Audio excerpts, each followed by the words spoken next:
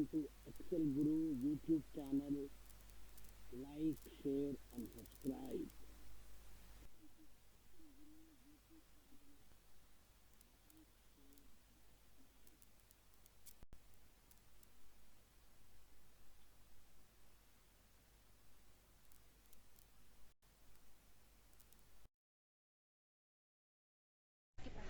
శ్రీ గణేశాయ నమః. శ్రీ గురుభ్యో నమః. శ్రీ సరస్వత్యై నమః. శివానందలహరి 50వ శ్లోకం. సంధ్యారంభ విజృంభితం శృతిశిరః స్థానాంతరాధిష్ఠితం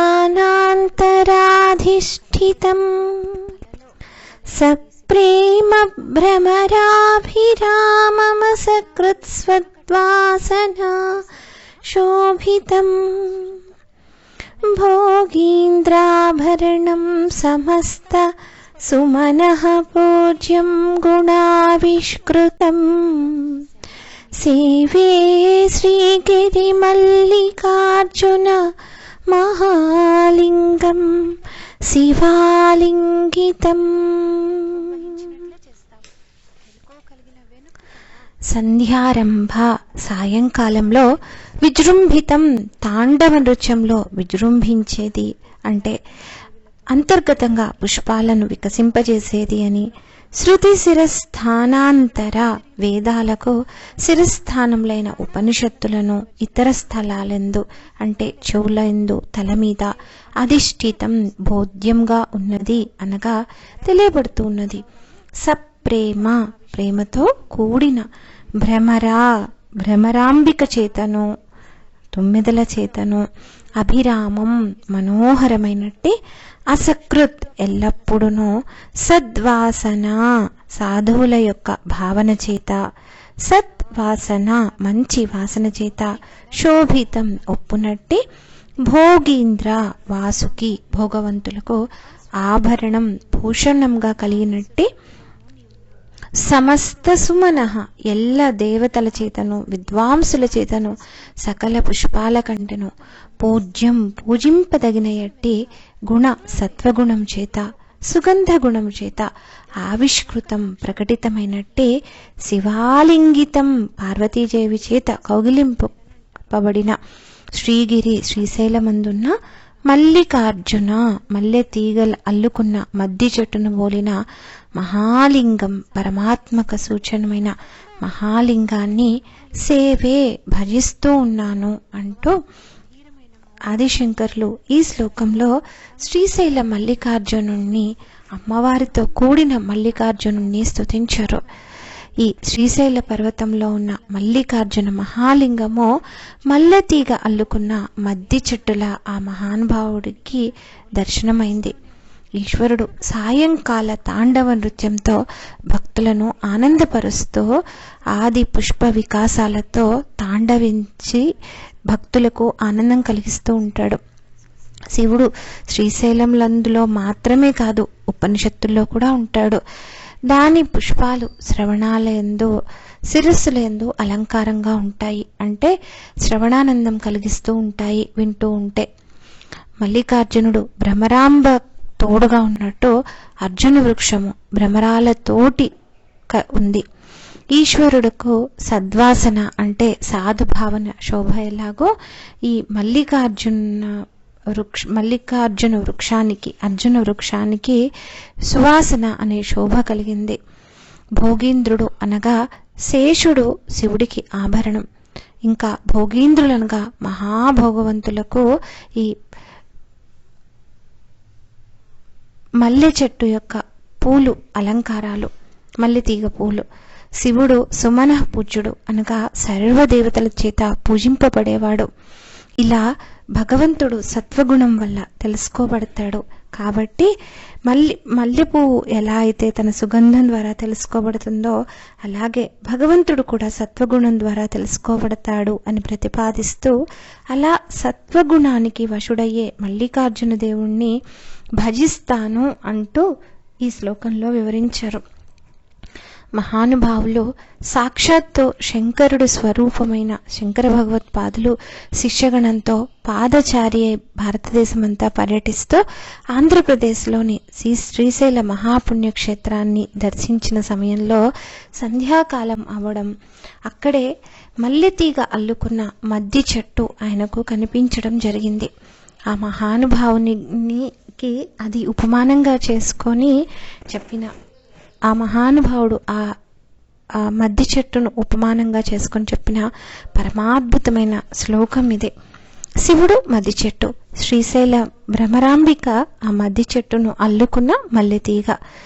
సాధారణంగా పగటికి రాత్రికి మధ్య ఉన్న కాలాన్ని సంధ్యాకాలం అంటారు. అంటే సూర్యుడు అస్తమించిన తరువాత నక్షత్రాలు కూడా ఇంకా రాకుండా ఆ మధ్యలో ఉన్న కొద్ది సమయాన్ని సాయం సంధ్య అంటారు.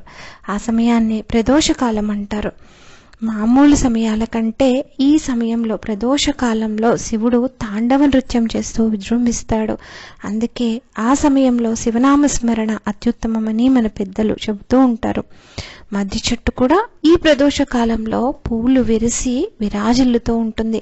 అందుకే ఆ వృక్షంతో పోల్చారు శివుణ్ణి మహానుభావులైన శంకరులు. ఆ తర్వాత శృతి శిరస్థానాంతరాధిష్ఠితం, ఉపనిషత్తుల్లో పరమేశ్వరుడైన శివుని గురించి ప్రతిపాదించబడింది. అలాగే ఇతర పుణ్యక్షేత్రాల్లో కూడా శివుడికి ప్రాభవం వైభవం అని ఉంటుంది. అంటే ఒక్కచోటే కాదు, ప్రతి చోట కూడా శివుడికి అత్యద్భుతమైన స్థానం ఇవ్వబడుతూ ఉంటుంది. అందుకే పూజానంతరం కూడా శివుడి నిర్మాల్యాన్ని శిరస్సు మీద ధరిస్తూ ఉంటారు. సంస్కృతంలో చెవుల్ని శృతులని, తలని శిరస్సని అంటారు. అంటే ఈ శృతులంటే వేదాలని అర్థం. ఆ వేదాలకు శిరస్థానంతో పోల్చగలిగినవి ఉపనిషత్తులు. ఆ ఉపనిషత్తులు కూడా శివుణ్ణి ప్రతిపాదించి ఆనందపడుతూ ఉంటాయి కాబట్టి వాటితో పోల్చారు ఇక్కడ ఆదిశంకరులు. ఆ తర్వాత భ్రమరాభిరామం, సప్రేమ భ్రమరాభిరామం, భ్రమరాంబిక అమ్మవారు ఎంతో ప్రేమగా ఆ స్వామి సరసన ఉందట. భ్రమరం అంటే తుమ్మెద అనే అర్థం కూడా ఉంది కాబట్టి ఈ మద్ది చెట్టు పూలపైన వాలిన భ్రమరం గురించి కూడా ఇక్కడ అంతర్లీనంగా కనిపిస్తూ ఉంటుంది. అసకృత సద్వాసన శోభితం, సకృత్ అంటే ఒకసారి, అసకృత్ అంటే ఎల్లప్పుడూ సదా అని అర్థం. అంటే సాధు పుంగవులైన వాళ్ళు ఎప్పుడు కూడా పవిత్ర భావాలతోటి ఆ స్వామిని ధ్యానిస్తూ ఉంటారు. అలా వారి హృదయాల్లో నివసించే శివుడు అని చెప్పి అర్థం. అంతేకాకుండా ఈ మల్లెతీగ వచ్చేసి మద్ది చెట్టుని అల్లుకొని ఉంది కాబట్టి ఆ మల్లెతీగల సువాసనతోటి ఉన్న మద్ది చెట్టు అని కూడా అర్థం వస్తూ ఉంది. అలాగే భోగి అంటే సర్పము, భోగీంద్రుడు అంటే సర్పరాజైన వాసుకి. ఆ వాసుకుని మెడలో ఆభరణంగా కలిగిన వాడు శివుడు. అంతేకాకుండా భోగీంద్రులు అంటే మహాభోగ సంపన్నులు. అలా అద్భుతమైన భోగం కలిగిన వాడు చక్కటి పూలు కూడా పెట్టుకుని పూలతో కూడా శోభిస్తూ ఉంటారు.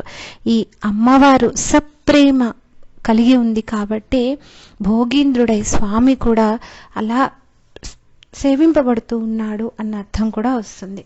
ఆ తర్వాత సమస్త సుమనః పూజ్యం, సుమనస్సు అంటే దేవతలు అనే అర్థం తీసుకొని దేవతలంతా కూడా ఆ స్వామిని సేవిస్తూ ఉంటారు. అలాంటి గుణావిష్కృతం, సేవించాలి అంటే ఏదో తప్పదు కాబట్టి అనో భయంతోటో కాదు, అలాంటి అద్భుతమైన గుణాలు స్వామికి ఉన్నాయి కాబట్టే స్వామిని సేవిస్తూ ఉన్నారు. ఈ శివాలింగితం అంటే అమ్మవారి చేత ఆలింగనం చేసుకోబడిన పరమశివుడు. వారిరువురు అర్ధనారీశ్వరులు, ఒకరిని విడిచిపెట్టి ఒకరు ఉండరు. అందుకే అలాంటి శివుడు, అమ్మవారితో కూడి ఉన్న పరమశివుడిని నేను ధ్యానిస్తూ ఉన్నాను అంటూ ఆ స్వామిని గురించి ఈ శ్లోకంలో వివరించారు ఆదిశంకరులు.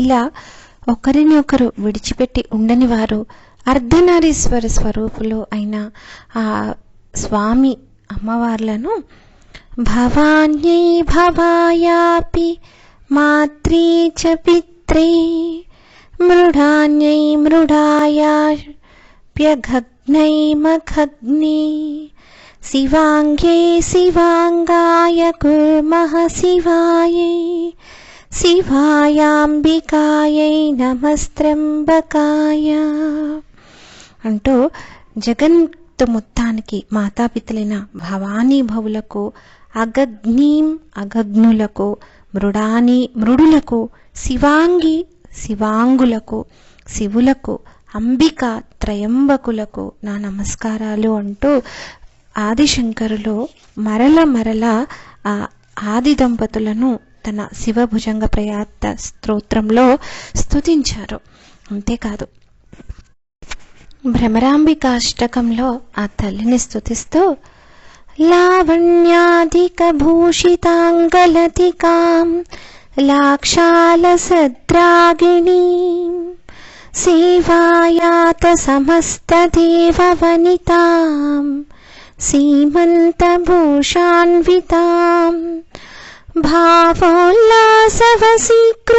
ప్రియతమాం భండాసురచ్ఛేదినీం శ్రీశైలస్థలవాసినీం భగవతీం శ్రీమాతరం భావయే శ్రీమాతరం భావయే. తళతళలతో సొంపు నింపు మేని తీగ కలిగినది, లత్తుక లాంటి ఎరుపు ఛాయ కలిగినది, సేవించుట కోసం సర్వదేవతా స్త్రీలో రాగా నిలిచి ఉన్నది. పాపట మణిభూషణాలతో ఉప్పుతూ ఉండగా ఎంతో అందంగా కనిపించేది. భావంతో తన నాథుడైన పరమశివుని వశంగా చేసుకుంది. భండాసురుణ్ణి కూల్చినది.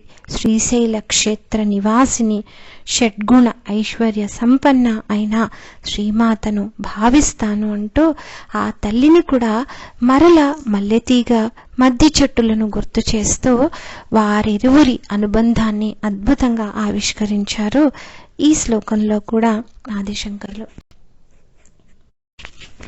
మనము ఆ ఆది దంపతుల దర్శనంతో పునీతులమవుదాం. అక్కడికి వెళ్ళి చూడలేకపోయినా మానసికంగా దర్శనం చేసి ధరిద్దాం. స్వస్తి.